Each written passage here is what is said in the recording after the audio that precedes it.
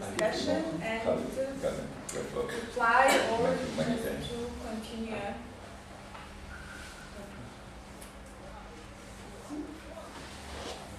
Thank you very much for all talks, a lot of thoughts and even jokes. I remember, Joe, when I was talking with Mexican guy about this Eurocentricity, and we were talking about infidelity and macho. And he says you never get macho. So this is the same, just in a real action. But the name of Great Gadamer brought to my mind the thought of the French philosopher and historian, named Richard Hadot, Yes. who wrote extensively about this real-life experiences of Origenus or Plotinus or others who just misinterpret some earlier texts and build great traditions. And this reminds me that, of course, we are not believing in universal language, proper language, and abstract thinking and so on, but we should not be afraid of those creative mistakes. And humanities can create a lot of material for younger people with media, because, sorry for another move, but I see in media this battle between Pharmakon, between Plato and Marcel Proust. Proust hated language, hated dialogue.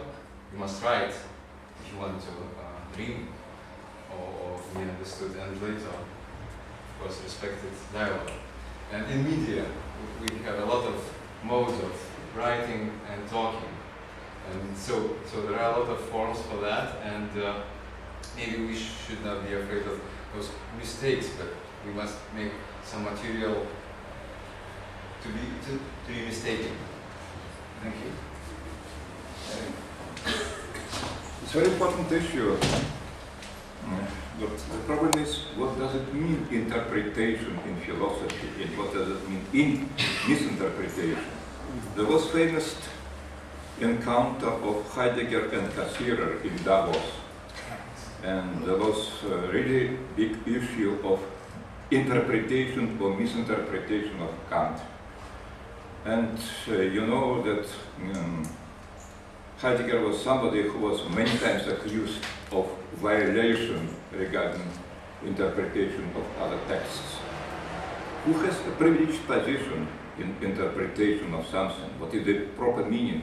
Whether such a meaning does exist as such in absolute terms.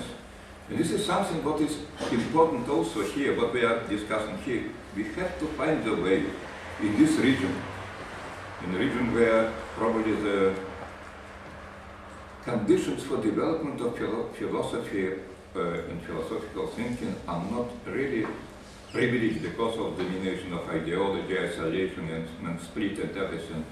I think it's important to organize certain kind of attempts to consolidate intellectual tradition here, and to, for our own sake, for the sake of philosophy, for the sake of challenges present what is confronted with present world. I just came back a couple of days ago from Wrocław. I was participating there in completely different meeting, Atlantic Council. There were people who probably, not without reason, pretend that they have tools to govern all world things in the world, promoting democracy and so on, how to change regimes and everything. There were powerful people, also mostly from the United States, former president advisor to president and to Secretary of State. And again, how to find the proper language to convey to those people who are decision makers, and they are not very serious about all our discussions, how to find the proper language to convey messages which are very important for present world, because what is going on, this gap between thought and reality is deepening.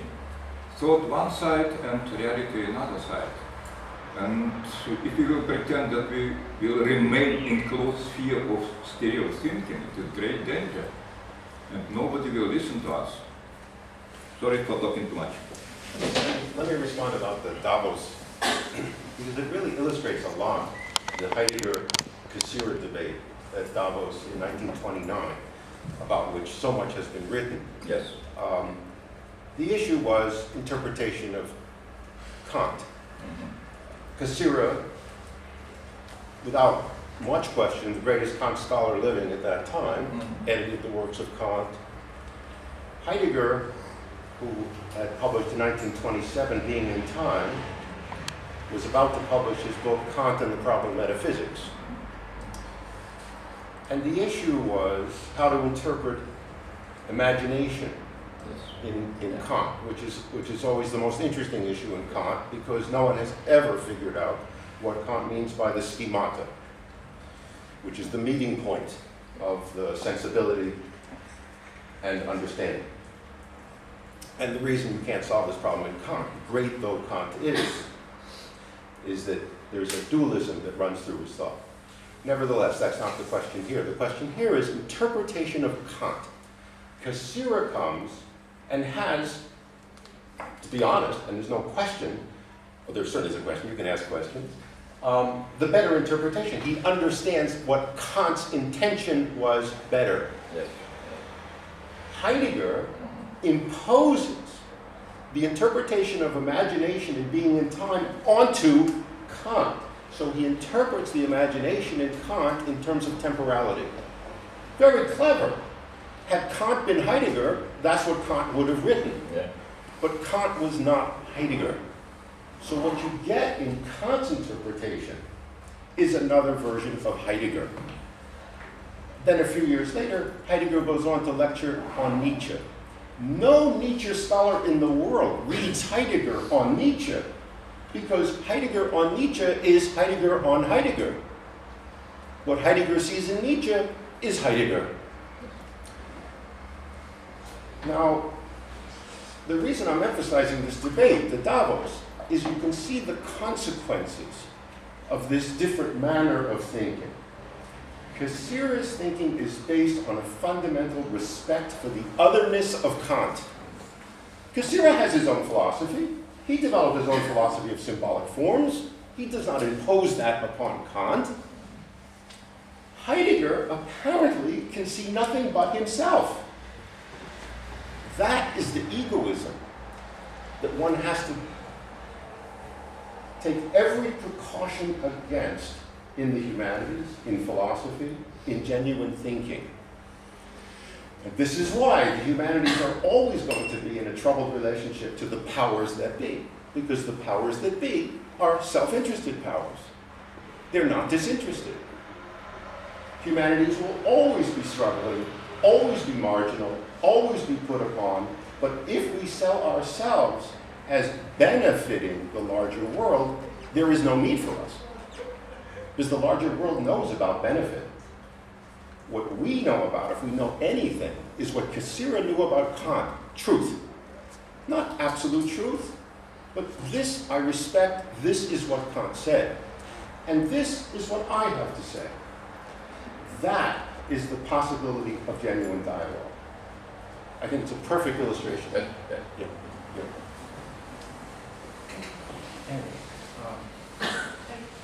I want a fascinating discussion, and I think it's very true. I just finished a graduate seminar in cross-cultural communication, and I had someone there from France, someone from Afghanistan, someone from Japan, 2 people from China, Americans, and so forth, and it was very fun. I want to come back to the notion of knowing as being familiar. That's Nietzsche's claim of what knowing is. And one of the things that we have demonstrated in our little social science of communication studies is that when people meet strangers, they typically lack information. And so they approach them with expectations based on stereotypes, because that's all they have. But over time, in face-to-face interaction, as they get to know the individual, they begin to realize the complexities of the human condition and the fact that this person needs more money, this person is afraid, worried for their children, this person would like a better job, so forth and so on, and that we have some common existential interests, and that we, and so I think to sort of talk a little bit about how to promote better intercultural and cross-cultural communication. I think that one of the ways to do it is through exchange of individuals. Because if you've lived somewhere like China or Japan, and you come back home and people start talking to you in stereotypical terms, you can speak from experience and counter those discourses, those stereotypes, and say, no, that's not true. Not everybody in Japan is highly collectivistic.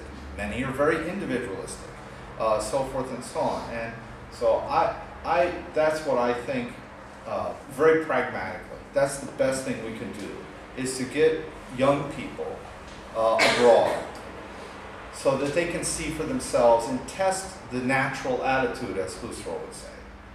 To test their presumed realities that are based on untested prejudices. Yeah, I mean, I agree with that to a certain extent. But in sociology, there have been years of discussion about how you overcome stereotypes. And I think, and the usual response has always been that you bring people together. The problem is oftentimes when you bring people together, it simply reinforces the stereotypes. And so there's something else that has to happen here, because over and over, starting from the Chicago School and others, stereotypes just don't disappear by bringing people together. In terms of service learning, which is another aspect I'm involved in, which involves putting people in communities where they've never been, so they're supposed to learn from communities and so forth. Here again, one of the big problems is many students come back more prejudiced than when they went out because of the encounters they have. So I guess what I'm trying to get at here is that philosophy is going to do something here. It's going to have to address this issue of, again, I keep repeating this, of establishing conditions for dialogue, because dialogue doesn't exist by simply bringing people together. Because there's all kinds of issues about who has knowledge, who can contribute to knowledge, who's really a smart person, who's really a dumb person, and many of these things just don't disappear by bringing people together. Well, I agree with you, John, but that's typically when you have groups meeting. That's the difference we find in our research. When individuals meet, it's a little bit different. Because they don't have that ability to reinforce each other's prejudices. This is from Vilnius. Way back, maybe 5 years ago, there was a UNESCO conference, Dialogue Between Civilizations. I mean, important people came and they stood on chairs to make their points. And in fact, the question immediately arose that some people, important people, don't want to dialogue. I mean, simply refuse. For example, we were in a session and the Iranians and the Egyptians stood up and said, as long as West tolerates homosexuality, we shall not talk to you. And walked out. That was it. So now what do? Change our ways and say, okay, all you homosexuals leave the country and go to Siberia or whatever. But to Eric's and John's point is this. When we left those big sessions, went to cafes and sidewalk cafes and had a beer and started talking, so what's your name, what do you do? We could not stop till morning. This was sort of a direct encounter, personal encounter, without anyone saying, I am important. Okay? In fact, the best example of rejection of the high-level encounter was when your teacher, Alfonso Lingus, Alfonso Dominguez, was interviewed, and he was asked, was there a dialogue in these great auditoriums? He said, no. He said, what do you mean by dialogue? He said, I was in India and got very sick. He said, I was in a little shack. He never rents hotels. And said, I was almost dying, breathing hard, and at night. Says, and then he described some life. That there was a shadow. Stopped, and the shadow disappeared. Then 10 minutes later, there were noises, and then somebody walked in, picked me up, put me in a little wagon, took me to the river, found a boat, took me across the river in a boat, a little pharmacy, and he left. I did not know his name, he did not know my name, but that was dialogue. Direct human contact. I mean, one person, totally stranger, but seeing the need of the other, understanding it, and saying, I am the only one who is here to address that need of the other. Whether it's needing shoes or... Yeah, John. No, I agree with what you're saying completely, but we see nowadays more of just the opposite, where people see someone on the street and they just walk by or kick them and so forth. I mean, this is becoming more common. Yeah, but that's embarrassment. They are embarrassed. Yeah. That there's a person who is perhaps of complete valuelessness for society, but says, here I am, a human being. Sure. That is excluded, and we are very embarrassed that we have to walk around this person, that we allow in our society these persons to be. Sure. So how do we imagine, what do we do to allow their humanity to appear? Well, Can I say something here? Just real quick to jump in. This is why I went back to Buddhism.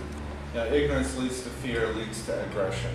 And that's why I keep harping on familiarity as a concept, as an epistemology. I just think that, you told that great story to me on the way over here about the Korean guy in LA. And he has Alzheimer's, and he's wandering around, and he's lost in LA. And his son is desperately looking for him. And he hears, a car stopped and picked up this Korean guy. And he panics. Oh no, the car has my father. I'm in LA, I don't know who this is. And they find out it's some Latino guys. And they just found this Korean guy wandering around and said, I'm hungry. So they took him and fed him and stayed with him until the police could find him. So I think there is hope here. yeah, you see that, Degutis mentioned that it's a contradiction, oxymoron. But I will not cease to be Lithuanian just because I help an Indian. I will understand the other without being in a contradiction. I will see his or her needs without saying, well, all of a sudden that challenges my being Lithuanian. Perhaps I will learn how to be more generous when I see the needs. This is an example. We were in Guatemala a number of times, and I saw a woman across the street, a beggar with a child. And she was excluded. But I followed Gandhi's advice. Gandhi said, when someone said, how do I change the world? Start with yourself. I mean, we can't say we're going to impose a whole system and the world will listen and say, now we're going to change. No. We are part. We can't leave the world and change it from above. We change it while with each other. Sorry. Over here. I'll leave in this discussion just a quick look at this human form. We must remember the world that we are living in is all the time filmed. So when you do you can film the guy you are kicking, yes, and put on YouTube. But on the opposite, on the other hand, you can be filmed when you are doing good things. And it becomes a habit. I mean, it's the bigger surroundings which are motivating us. And this human form can be very rewarding after that. But No, the one thing, I mean, I agree with all this, but the thing that is nowadays, a lot of writers make the distinction, because what we've been saying could be easily interpreted as motivated by charity. You know, we feel bad for people we want to, but many writers nowadays make the distinction between charity and justice. You know, and what type of conditions have to be established so we have justice. We establish justice. So we act not simply out of some type of, we just want to help this poor person, which is fine. There's nothing wrong with that. But it may not lead to the type of change necessary so these type of things don't continue to happen. That's why I said industry and law is essential. Because if you don't have recourse, legal recourse, the weak can be dominated by the powerful. But if I could ask, I want to be selfish for a minute. One of the things I've observed all over the world in my travels, which I'm really baffled by, and I would really like to hear your opinions, is why youth culture increasingly seems to be dominated or seduced by what Ernest Becker would call death tropes. The wearing all black, listening to death metal music, Nazi tattoos, all of these things, and I see it spreading everywhere. And I'm wondering, we were all young and silly at some time and tried to be beautiful and tough or whatever, but does this bother anybody else that so many youth seem to be really seduced by very strong, dark, negative symbolism? Or maybe I'm inaccurate. I'm not going to give an explanation to your problem, but this might be possibly a reaction to the dominant liberal ideology, so to say. When we say that we, as good Europeans, are liberals, so we think that the whole world is liberal. And so we think that say, people are individuals. They are not tribes. Tribes are fictitious. And then we say, don't talk in stereotypes. It's the very cliche of the liberal speech. Fighting with stereotypes. It's the cliche, the very stereotype of the liberal thought. For there are stereotypes that are true. The liberals cannot believe it. And so these young people, people say, what would be an example? Oh, give me an example.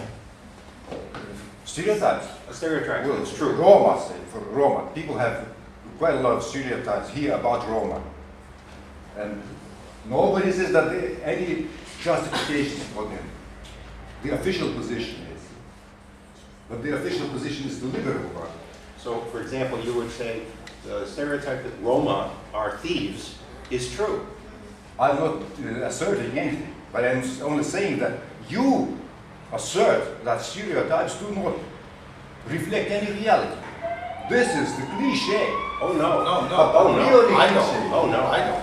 No. Stereotypes reflect reality. Yeah. So I consider that we as good liberals get the attention of those more primitive younger people because they consider that we live in a world of fictions, liberal fictions.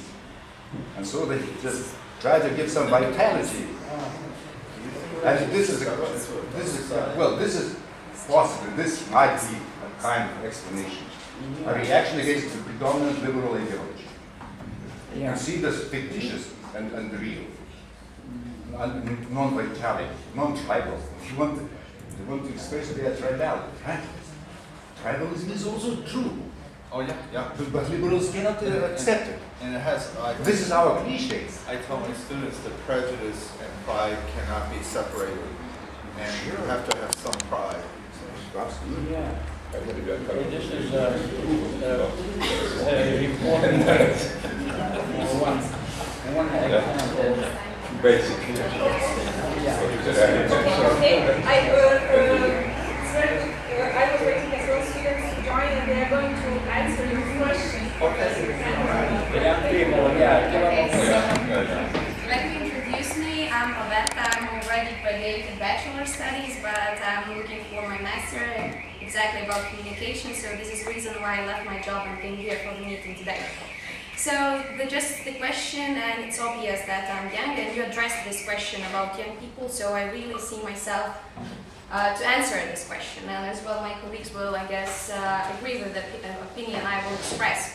So the main point, I don't see like exactly you're talking about the community, about that black and dead kind of youth people who really see this way, but the reason why you see so many people choosing this way of their living, they addressing their behavior, because it's very easy for young people nowadays to find the community they want to belong to. You know, this is very easy to find some really a lot of people who have the common minds in the internet, which try to make big communities in order to involve more and more people to follow their ideas. So in my opinion, I see how many young people choosing not only this way, but a lot of different ways to express their opinion and the way and they're living. And in my opinion, not all the time that ways are good. At the same time, I do not agree that this way you mentioned it's good for young people. But this is the way they want to express their opinion, their attitude to the life, and they find some people, some community, and they join them. And the point that is very easy nowadays to find so many different communities which really express different minds, different attitudes. So young people choose the best way for them, and this is the reason maybe why you see so many of them. But in Lithuania, I do not see this problem, like a lot of people belong to this group. We see a lot of different communities, different nice and positive communities, so this is not a big deal in Lithuania. But definitely I agree with you, and I see so far that a lot of people joining not only very positive communities and do then some things according to that.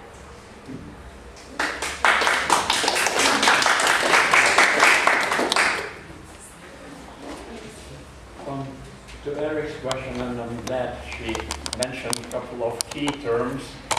And as our colleague said, liberalism might have promoted and in fact proliferated a notion that, well, there's everything goes, everything can change, there's nothing to worry about, but there is also, if you get into total change, just for the hell of it, change for the sake of change, then our awareness cannot hold on to anything. So that danger is then that somebody offers, well, we will belong to one community, identity. We can have some permanence, some meaning. Hitler exploited that all the way to absolute permanence. Everything is flowing, and I will offer you the never-changing meaning, and you can hang on to, and we shall have our Nazi community. And we shall identify ourselves, and we will wear black robes. Okay, this is a kind of a, I mean, everything goes, anything, whatever you like. I mean, you can go to anywhere and be anything, and then who am I? So the communities are formed to give some stability to this total flux. So and that total flux, of course, is dangerous because it might promote very strong personalities which will say, I will give you that community. I mean, and Germans marched off to die for that community in a great, joyous way. Okay.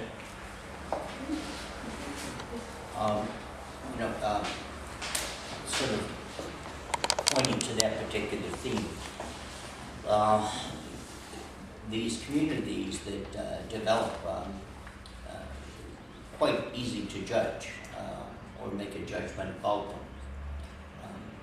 I may make a judgment about people who all wear black. I remember when I was a graduate student and an undergraduate, I decided that I wanted to help poor people, and so all I wore was jeans and a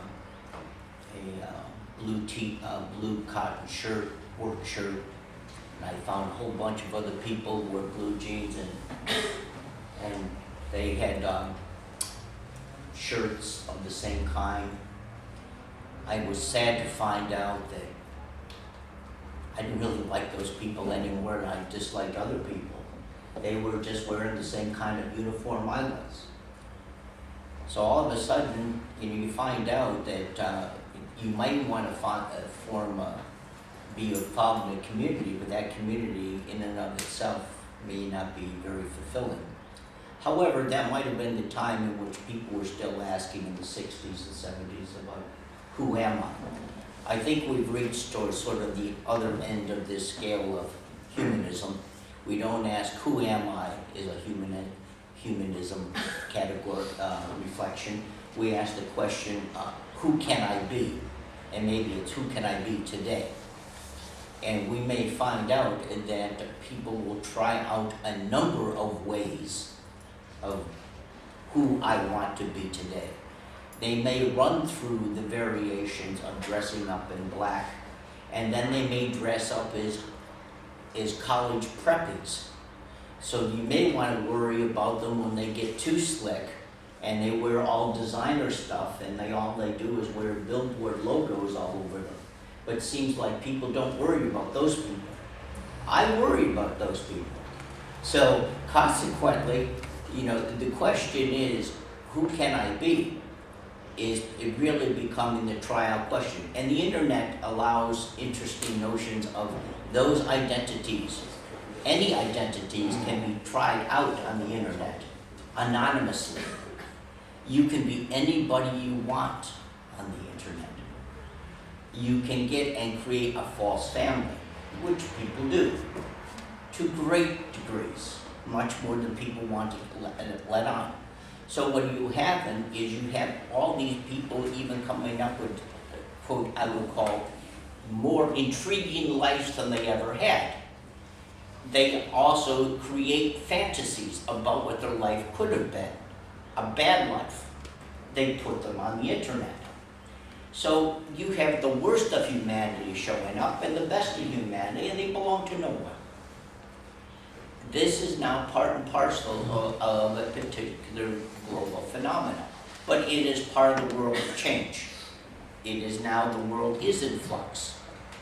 And so people try to hold on to something, or at least give some sort of stability. So that, I just thought that is a comment or observation, if you will. Yeah, one minor issue on that is that it might be who I want to be. We might be very surface. I want to be a classical Indian dancer. Okay, I'm a classical Indian dancer. I put on my internet, hey folks, I'm the best classical Indian dancer.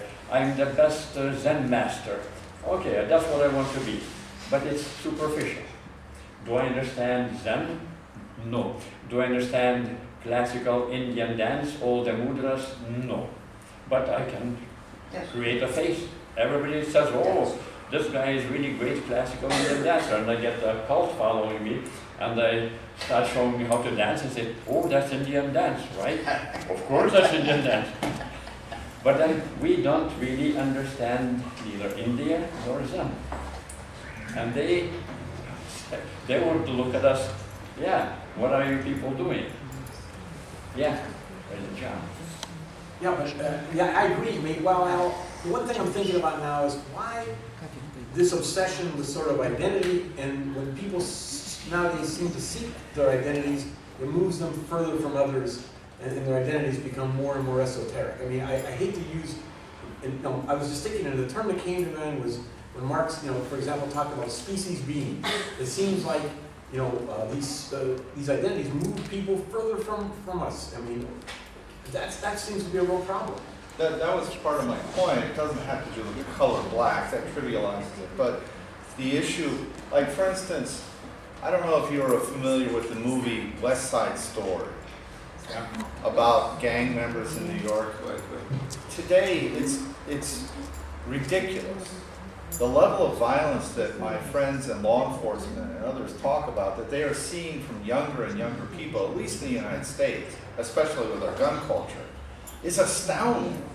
If you've seen the movie No Country for Old Men, that's the message. These old sheriffs in Texas are baffled by the level of violence that we're seeing at younger and younger ages. And so that was my question. And I never learned anything listening to myself talk. So I was very interested to hear, authentic, sincere response. Okay, our discussion is going to the end, so if you have some remarks you really want to say, so now's the time. Okay. Yeah. Late capitalism.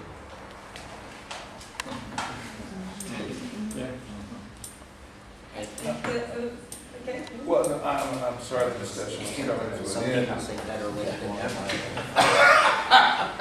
But I wanted to ask the professor here who, in his opening remarks, to elaborate on this, if he felt he wanted to elaborate on his criticism of what, his critical take on this joyousness of how intercultural communication and the possibilities of it. I don't know if you have time for that, or if you want to.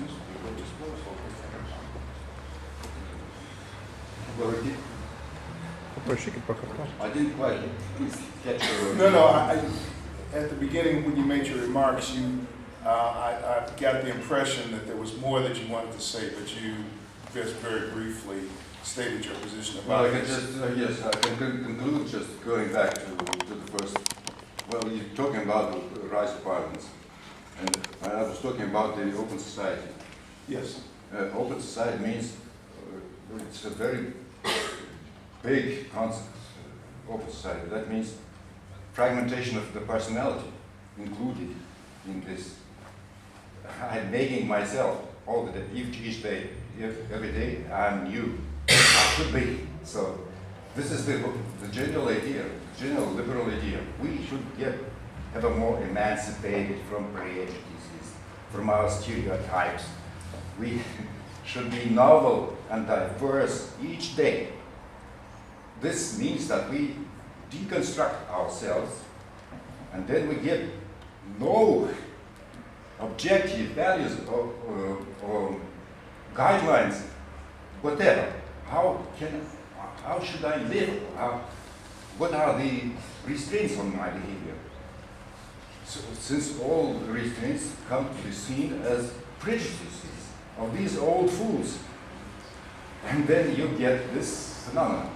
Young people want to be free, and they see prejudices everywhere, including the prejudice not to use violence.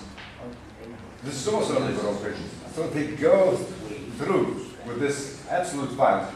And this is all, as Plato said, you get a lot of liberty, then you get a lot of tyranny. Because the most free is coming on the top. And they are trying to come on the top. And local tops.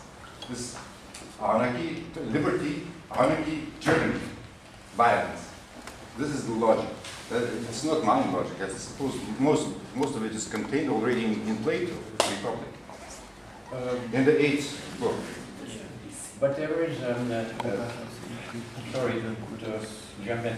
There is another question, and that is the question of modern ontology. That modern ontology, scientifically speaking, everything is material, composed of material parts, and each discipline fragments. That means psychologists tell me who I am, biologists tell me who I am, economists tell me who I am, but there is no me because I'm simply some of those part combinations. So that ontology is also, in course, at the base that fragments us. I mean, atomizes us. And in individualism, one form of individualism is we are atoms, like Russell says, we cannot penetrate one another. We cannot see each other's interiority. We are material atoms.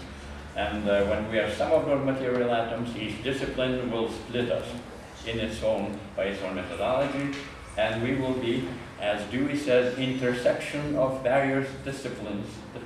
And Foucault and others follow that trend.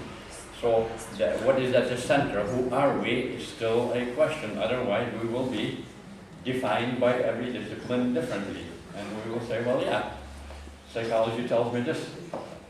Economy tells me this is who I am. The physiology tells me this is who I am. Then you say, who am I? Say, well, that's irrelevant. There's no such a thing.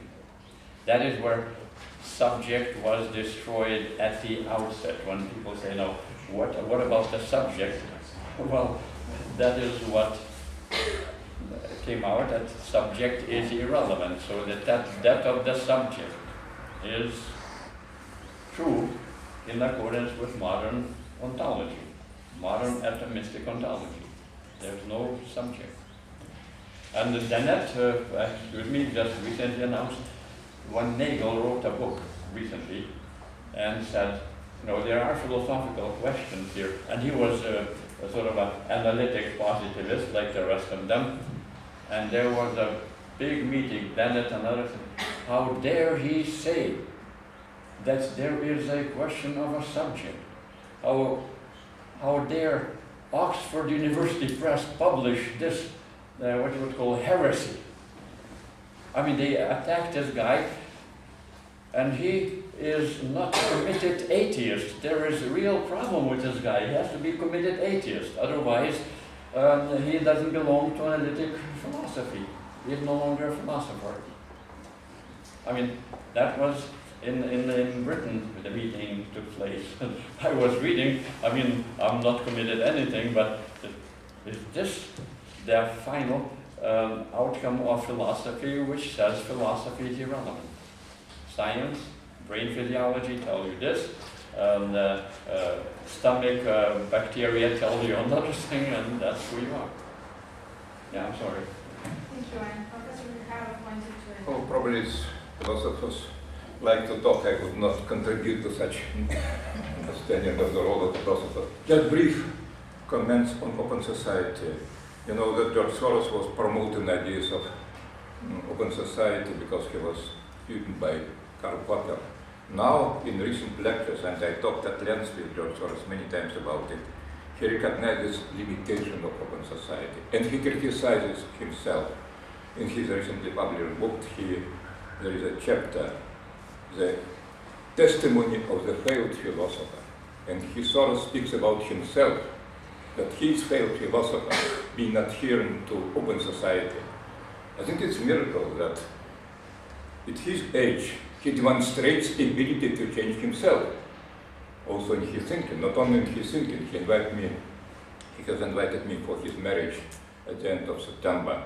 His vitality is present quite well, not only in thinking, but also in other things. But he is critical about open society now. Okay, thank you, and I'm inviting to continue the discussion at the lunch, coffee. And just one thing I would like to stress is that many issues mentioned about